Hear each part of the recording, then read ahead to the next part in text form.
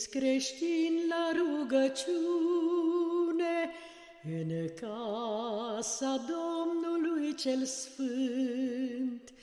Veniți creștini, plecați genunchii și fruntea voastră la pământ. Veniți creștini, plecați genunchii și fruntea voastră la pământ.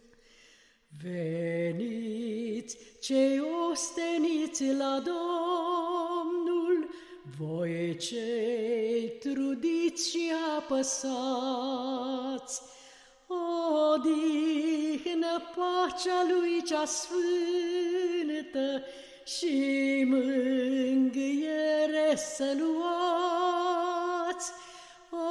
Odihnă, pacea lui cea sfântă și mângâiere să luați.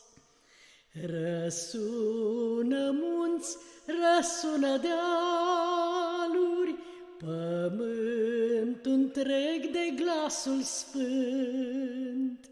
Se pleacă în calea lui natura, văzduhul tot cu nori și vânt. Se pleacă în calea lui natura, văzduhul tot cu nori și vânt. Veniți, veniți cu umilință în fața tronului de har. Veniți să dezbrăcăm păcatul și să primim cerescul dar. Veniți să dezbrăcăm păcatul